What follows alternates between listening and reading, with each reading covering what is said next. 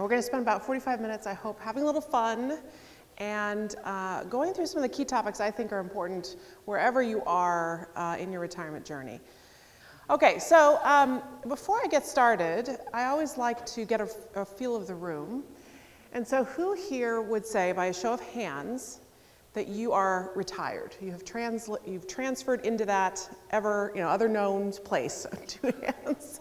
All right, so there are maybe a quarter of you that are retired. So the people who raised your hand, have you Googled, because we don't have dictionaries anymore, have you Googled the definition of retirement recently, by chance? Probably not, but because that's my job, that's what I do. So if you actually looked up the definition of the word retirement, you would see to fade away, expire, disappear, go away. So how many of you are retired? So I only raise that because for many of you who are thinking about transitioning to retirement, first, the people in the room who raise their hands are great sources of wisdom because they have made it to the other side of this journey, are in that life stage. So I always like to point them out because you can get probably some great advice from them. But it's also a life phase now that's very misnamed. That is not what people do anymore. I think also if you were to talk to the people who raised their hand, you'll find they're probably busier than they've ever been, more fulfilled, happier. Hopefully, we'll talk a little bit about that in this new life stage. So it's been called someone's second act or third act, I think if you're Jane Fonda. It's been called the next phase in life. It's been called your time because you can decide how you're going to spend that. But hopefully today I'll give you some ideas on things you may need to be thinking about yourself. Maybe if you have a spouse or partner that you need to talk to them about. And then I think ultimately your financial advisor as well. And I, just as a background, I am a CFP, I'm a planner. I know nothing about investing. So we're going to talk only about the other stuff here that's really important to your plan. So we're going to dive in here. And this chart we built several years ago after doing a lot of research within JP Morgan with some really smart people, and probably one of the smartest drew this up on his whiteboard. He'd never really thought about the complexity of planning for retirement before. And he said, you know what, this is pretty complicated. There are all these different factors that you're trying to balance, and you don't have complete control over most of them. So the areas that we have no control over in green are what happens in the market, what happens here in Washington. And the more you worry or you focus your efforts on those circles, is that going to be productive? Probably not. Okay? We need to have a plan that factors in all the different permutations, and we need to know where things might be headed. We will be talking about Social Security, Medicare, and taxes tonight. That's squarely in the policy circle. But you really should focus your efforts on the circles you have complete control over, and that is how much you save versus how much you spend. We're going to be talking a little bit more on the spending side tonight. And then asset allocation, which your advisors can help you with. I'm not a good source there. But asset location may be a concept you haven't heard before. What asset location is how do we take advantage of all these different account types that have different tax treatments? How do we make sure we've got eggs in all of those baskets so that we can maximize not just your total return, but how much you keep after you pay taxes or after you withdraw from those accounts? And we will be tackling that tonight. You have some control over how long you work, some control over how long you live. We are going to focus on how long you live and do a quick quiz. But those actually set the time frame that you're planning for, and I'll give you my thoughts there in terms of how long you really should be planning for. Okay? All right, so I'm going to skip the first part and just jump into that longevity question, because one of the big things I want to open your eyes to is that there have been a lot of headlines recently, even before COVID, that life expectancy in the United States has become quite challenged. And those headlines are true, but they really are referring to life expectancy from birth, and it encapsulates all of the things that can happen to us until we get to age 65. But the reality is, before COVID, we're waiting to see how we're going to handle the COVID experience, given it disproportionately impacted older people. If we take COVID aside, if we set that aside, the reality is that Americans have been living longer the older we live. So this is a chart that shows if you successfully get to age 65, the odds that you might live to these various ages. Women are purple, the purple bars. Men are gray. Which bar is higher? Women, woohoo, right? We tend to outlive men, which can bring some complications we'll talk about, but we're currently winning that race. And then the green bar is if you're part of a married couple, it's not that you're happier, healthier, and you're gonna live so much longer, it's that there are two of you in the equation that's being tracked, and so that's the odds that one of you will live to those ages or beyond. So I'd like you to look at age 90, right? And really 1 in 3 women who are 65 today, 1 in 4 men, and almost 1 in 2 of a married couple will live to 90 or beyond. That's one of the reasons why retirement is so different now than prior generations. When Social Security began in 1940, our average life expectancy at 65 was 7 years. Now it's 25, 30, even longer, okay? So there's also a lot of time for opportunity, time to do things, and we'll talk about that.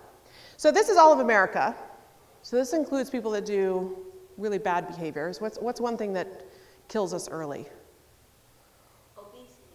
Obesity is a contributor. I was looking for smoking. Right? But not all of us, many of us do that anymore, but smoking is definitely a detractor. And so some of you might be thinking, well, what are the things that are going to help me live longer? Well, the more educated you are, the more income you earn, the better lifestyle choices you tend to make, so being less obese, and family history are the big drivers of longevity. So a really great exercise I encourage you to do, because as Americans we tend to be quite depressive about how long we're going to live. We tend to very much underestimate that, is to take a personalized quiz.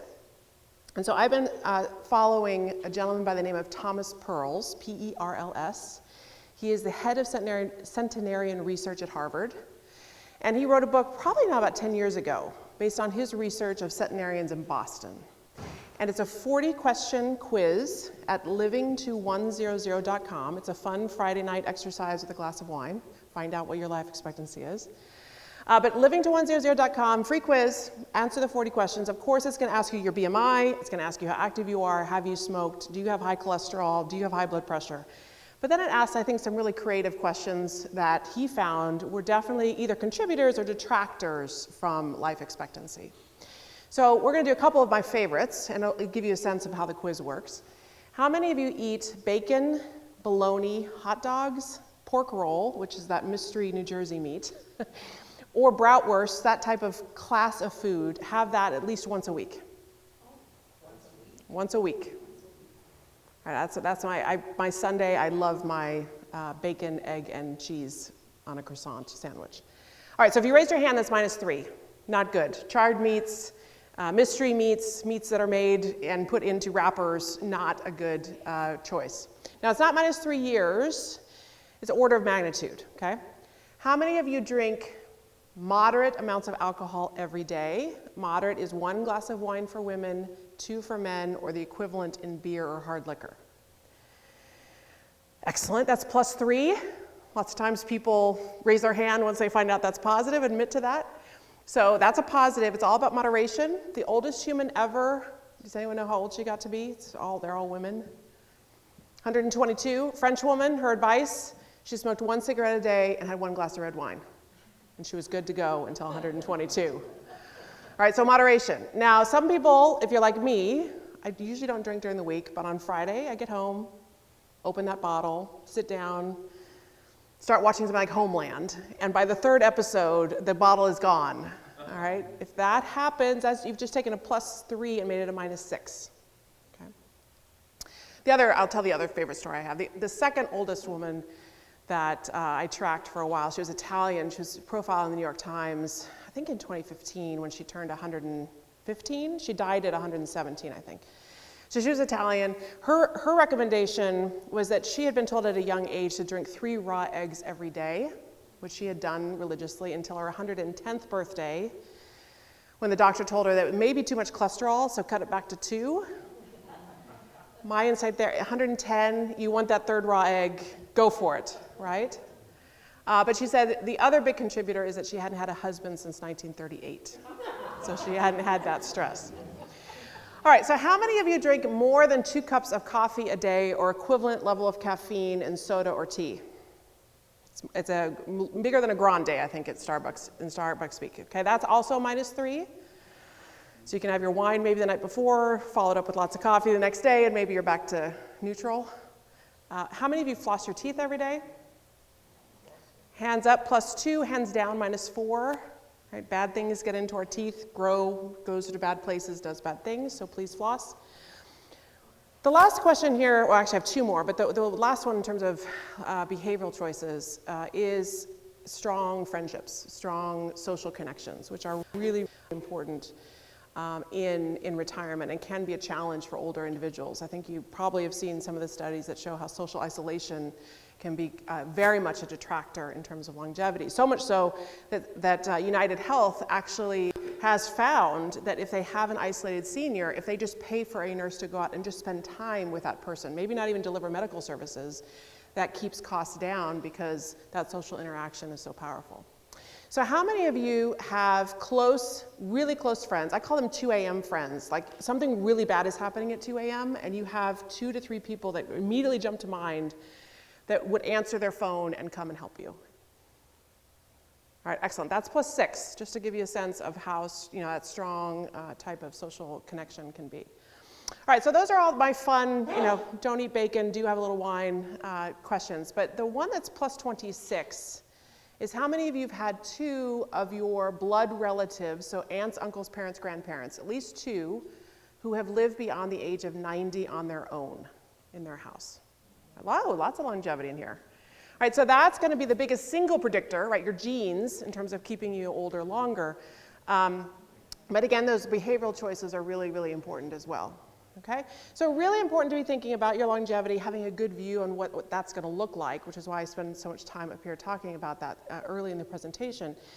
Because that really is your investment horizon. It's also key if you're making decisions about pensions or Social Security, which we are going to talk about. But before we get to Social Security, I did want to touch on what we're seeing as a concerning trend, and it was mentioned in the introduction a little bit, and that is that for 25 years, right, you're going to be in this life stage, but the transition into it can be a little bit more shocking to people than they anticipate. And so as Americans, or as humans, we are the only animal who has a concept of a future. Right? We're the only one, and lots of times I get, well, what about squirrels? Don't they know winter's coming? Well, the days start getting shorter, so it triggers them to start, socking away food. So it's not that they have a concept of a future. They're reacting to a current event. So the problem that we have with that concept of a future is we are very bad at predicting how that's going to make us feel if we're envisioning something that we don't already do. So lots of Americans know what they're retiring from, but they don't do your homework, or we don't do our homework on what we're retiring to. And so we see a lot of stress in that transition. We see a lot of cash flow volatility as people are trying to figure it out, and it's quite a stressful time. So you're really going from time poor, for many of us, to time rich. And that's really what we're trying to encapsulate in this top chart here. So this is the American Time Use Survey. There are about 20,000 Americans who record where they spend every minute of every day. They turn that data over to the government, we can harvest it and look at it, and so that's showing the time shift by age cohort of everyone who's doing that activity in terms of filling out their time use. And so what you see is that really ugly green, we purposely picked the worst color for work, that shift from the ugly green to purple, socializing, leisure, and exercise. Now, about 1/3, well, you know what, I haven't done this in person for so long. Let me ask you, how many of you see that time shift and go, that's awesome? I have so much I do in the purple that I just want to do more, and if the green could go away, I'd be happy. All right. Several of you, but not the majority. Usually, my experience has been about 1/3 of people raise their hand. That means that 2/3 of us probably have my reaction, which was I need to find some friends and some hobbies, because I spent all my life in the green. And so the idea that every day is going to be a Saturday, one, that's going to be very expensive, because Saturdays are expensive days. But it's also, I can't imagine being happy with every day being Saturday, right? Because I just don't have that in my life at the current moment. So if you're like me, if you're one of those 2/3 that are like, wow, I don't really know what I'm retiring to, I'd encourage you to do your homework. And what I mean very specifically is try a bunch of stuff. Try 40 things. So you can quit 35 of them and narrow it down to the 5 things that you like to do, that gets you excited to do, and has people that you would do it with that you actually like. Okay, and that takes some time and some energy. So just to maybe bring this home and solidify it for you, which this was a shocking stat to me, retirement, the process of retiring is the 10th most stressful event we go through. as Americans. This is an American study. So you're probably saying, you know, Katherine, that's not very high. It's not the top 10, it's not the top 5, it's not the top 3. Why do I care if it's 10th? Well, let's look at what's 1 through 9. Number one most stressful thing a human or an American lives through is death of a spouse. There are 4 other marriage-related stressors in the top 10. So getting married, getting divorced, separating, reuniting with a separated spouse, all of those things, very stressful events. The remaining 4 in the top 10 are being fired, being incarcerated, major illness for you and for a loved one. So the fact that retirement's 10th is actually quite shocking, right? If you've known or have lived through any of the first 9. So that's really why I encourage you to do your homework, right? Make sure you're figuring out what you're retiring to. Get on the same page as your spouse. Less than 50% of American spouses agree on when they're going to retire and spend their time, how they're going to spend their time. It is a very stressful time. It can be a very stressful time in marriage. So making sure you have that vision and a common vision is going to be very important as well. Because you can't build a plan very well if the address isn't fairly well defined. Right? And then the byproduct of this is you're starting to see these trends of the unretired, kind of sounds like the undead, right? People who financially very able to retire, and they're back to work in 9 months, essentially. And they call themselves the failed retirees too. Okay? So think about activities that give you social connection, give you intellectual stimulation, keep you learning, gives you a sense of purpose. Right? Volunteering is something that a lot of people step into because it has a lot of those different elements. But also, how are you positively reinforced? Work, if you're good at something, you're getting positive reinforcement through the day. How do you replicate all of those positives of work in retirement is going to be important. All right, so I wanted to talk about Social Security, and I'm going to cover the basics of what I'd like you to know, and I will cover the future of the program for those of you that may have already claimed. So there's going to be some here for everybody, I hope. Social Security is very complicated, like 2,300 different rules, permutations. There's a spousal benefit, there's a widow's benefit, they have different ages for things.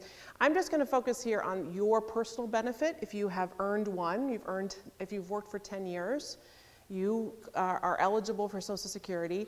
Many of these concepts apply to survivor and apply to spousal as well. But that's really what you should talk to your advisor about if you have those different flavors. I just want you to understand 4 or 5 key things about Social Security, okay? So this chart, we're going to tackle 2 of the things I want you to know. When you claim Social Security determines the percent of your benefit you will get for life. So let's look at the bottom swim lane. If you were born 1960 or later, like me, my full retirement age, which full retirement age is a technical term in Social Security language, that's when you are eligible for 100% of the benefit my earnings history entitles me to, okay? So my full retirement age is age 67. If you were born earlier than that on this chart, you'll see that you have different crazy months added on. We'll address that in a second, okay? But if I claim at 62, I permanently lose 30% of every check for the rest of my life. Permanent reduction. I can obviously claim at 63, 64, 65, and I don't get reduced as much, right? But it's a proportional reduction. If I delay till age 70, which it doesn't make any sense to delay beyond that because you get no credit or benefit for doing that, but you get an 8% increase per year that you wait, so I can maximize at 124% if I wait all the way till age 70. Okay, so simple principle, claim early. If it's a spousal, a widow, your own, permanent reduction. Again, different amounts of reduction for those 3 benefits, but permanent reduction, and then delaying. And the delay, sorry, I'm going a little bit deeper into this than I intended to. The delay really is your own benefit. That delay credits is really only applied to your own benefit. It doesn't apply to spousal, okay? All right, number 1. Number 2, why is this chart so crazy? Why isn't everybody 67? Why isn't everybody 66? Back in 1983, Social Security was in a dire point. They were going to start to tap the principal. People freaked out. Ronald Reagan and Tip O'Neill got together. They said, you know what, let's just move 65 to 67. So full retirement age at that point was 65 for everybody. Did they implement it right away? No, they gave a 17-year break, protected, grandfathered people 17 years away from turning 62. Then in 2001, we moved to 66 slowly, took a break. 2017, we started our second journey, 66 to 67. It's going to take 40 years to ultimately implement that change. And the people who woke up in 1983 to learn that their Social Security benefit had just changed to now be fully available to them at 67 from 65 were born 1960 or later. How old were they in 1983? 23 years old, very young, okay? So the reason I go into here is Social Security does have funding issues. The trust fund will be depleted in 2035 now, based on their most recent trustees report. Interestingly, since 1983 to maybe this year, we're not sure yet, it was supposed to be last year, but maybe this year now, the trust fund hasn't paid anything. The interest has helped. But what has paid all of the checks that has gone out the door to Social Security beneficiaries between 1983 and now? What's taken out of our paycheck? Payroll tax collection, right? So I'm highlighting this because the trust fund is very small in the big picture scheme of things. Payroll tax collection is the driver of Social Security. Now, the reality is that demographics are hitting us, right? The boomers, more and more boomers are retiring, are on Social Security. So the trust fund we're going to need to tap, and it will be depleted in 2035, at which point 75 to 80% of benefits owed to everybody is covered through payroll tax collection. So the gap isn't 100%, which a lot of people hear when they hear insolvency for Social Security. The gap is 20 to 25%. How will politicians change Social Security when they have political will in probably 2032 or 2033? Very similar to this, right? Really the only change we see for older Americans, people close to or collecting Social Security and really the close to, is that payroll tax cap, $142,800 this year, needs to go up, right? Social Security tax was always meant to be applied to 90% of earnings in America. Now it's at about 72% because earnings at the high end has grown much quicker than that cap. So that's where you see Biden had a proposal, Republicans have put forth proposals to raise that cap up to a higher income level, and that would help close that gap to some degree. But that would apply to any high earner. Really older Americans, close to retirement, I would say 50 or older, your benefit is set, your age is set, cost of living adjustment might change slightly, but really major change to fully fund Social Security would target very young, higher earners to close that gap. Okay? Happy to take questions on that at the end. All right, I'm going to skip this and move quickly here. I just want to help you understand a break even, right? So I talked about if I claim early, I lose a part of my check. If I claim later, I get more. At what point, how long do I need to live to make waiting pay me more than getting my check in hand as soon as I can? And so this top chart, this is for a maximum wage earner. I could build this chart for everyone in the room and it would look exactly like this. Your numbers might look a little different than mine, but the results will be exactly like you see here, okay?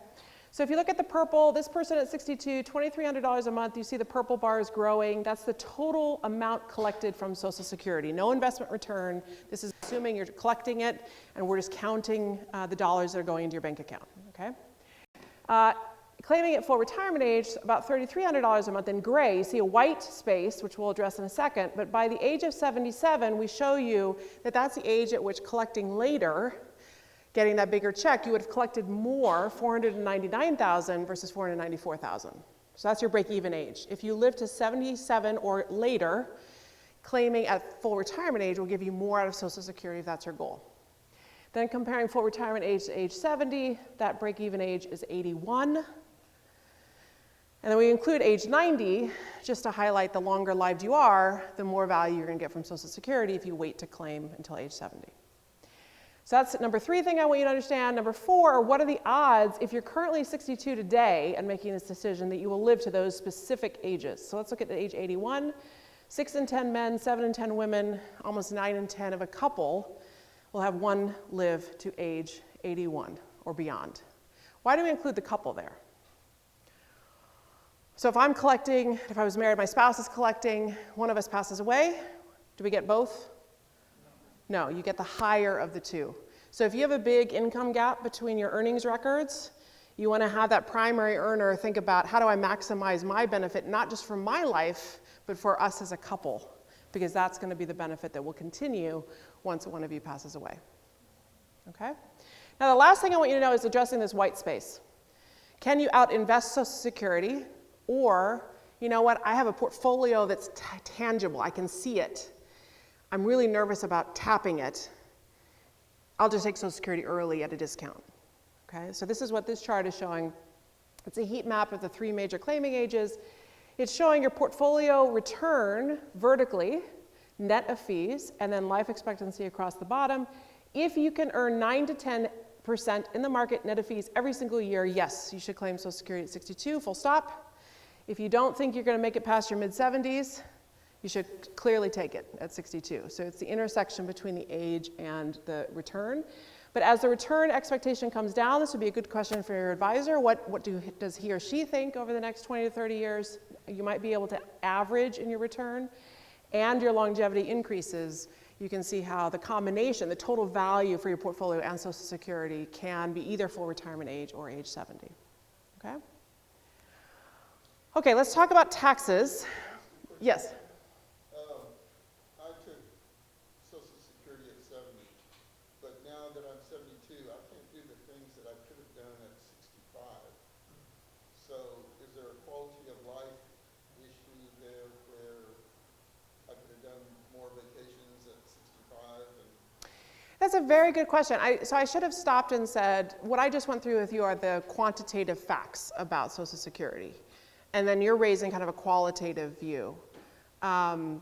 Would taking Social Security reduction earlier on given you the comfort or the confidence to do more early on versus tapping your portfolio, which is a little bit of what this is trying to get at, right? It's better from a total value perspective, even if you're tapping your portfolio, if your portfolio is only earning 5 to 6%, it still is better to delay claiming Social Security and use your portfolio and let Social Security grow. So so I would say mathematically, right, in terms of planning, for those of you who are listening to his experience and thinking, well, yeah, maybe if I took Social Security early, I'd feel more comfortable. Run those numbers in your plan and see what that results in terms of outcomes. But also listen to, I think, his wisdom that it's also an emotional decision, right? So claiming Social Security isn't all just the facts and the numbers. It's also what is going to make you more comfortable, more confident. How does it fit into your personal income plan? I just want to make sure you understand the trade-offs of what you might be leaving on the table and later in retirement by making those choices. And that's really, again, a good conversation for you and your advisor and your spouse and partner, right, to think about. Good question. All right, taxes. So I know taxes are a hot topic. I just want to say right now that we are in an escalating tax environment, full stop, just with current legislation. Because this is showing the top marginal bracket, it also shows the Tax Cuts and Jobs Act that went into effect in 2018, which by current law sunsets in 2026, okay? So taxes will go up in 2026 if they don't go up sooner based on what's being proposed right now.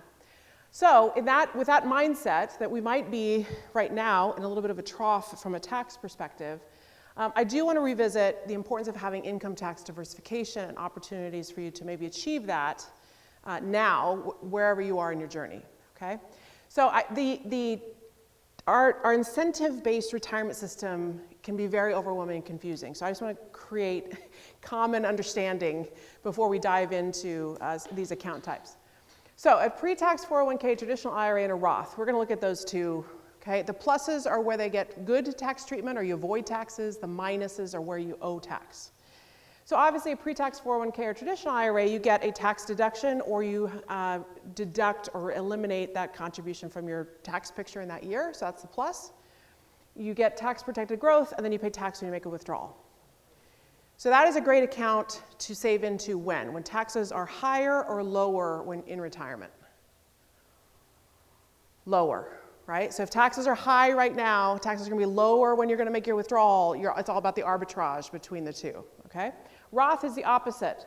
Contributions, you're paying the tax on the amount you're putting in, grows tax protected, and you can pull it out tax-free at the end of the day when we make a qualified withdrawal in retirement. So that's a great account if you think taxes are going to be higher in the future. You want to prepay the tax now at a lower rate, get all that tax-deferred growth, pull it out tax-free in the future. The last one I want to talk about is HSAs. You see 3 pluses. HSAs, health savings accounts. If you work for an employer that has a qualified high deductible health plan, please, we'll talk about this, use your HSA. I don't have access to one. I would love one.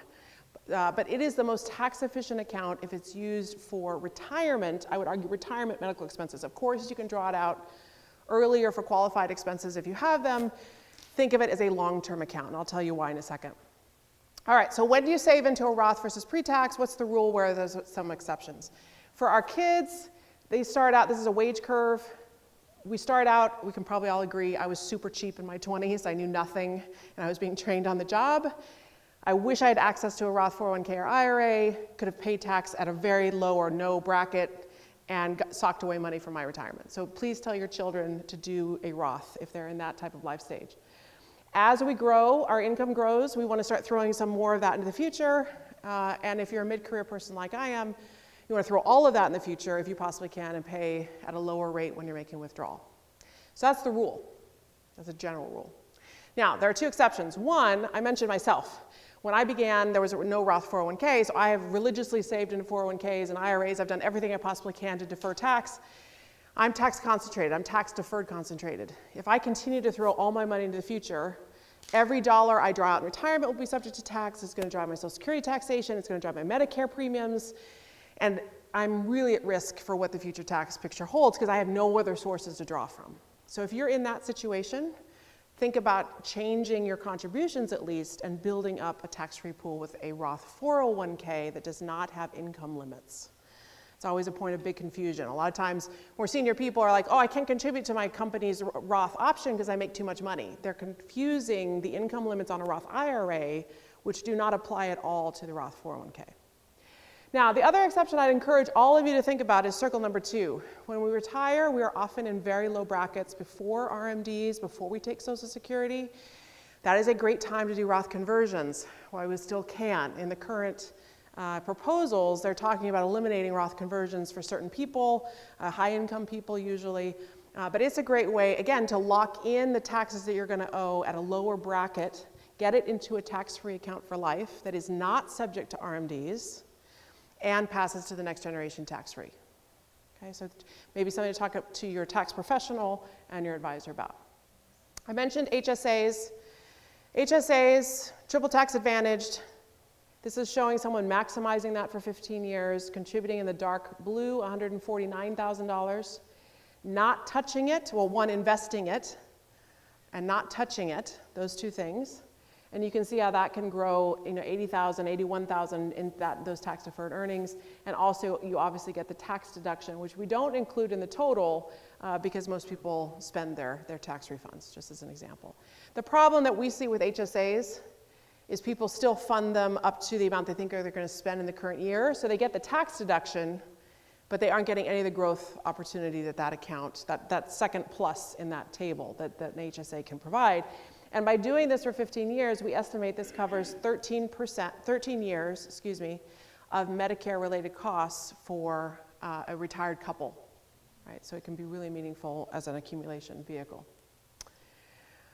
Okay, I'm going to shift quickly to healthcare and talk a little bit about Medicare, talk about long-term care and those odds, and then maybe we'll stop and take questions if that's okay.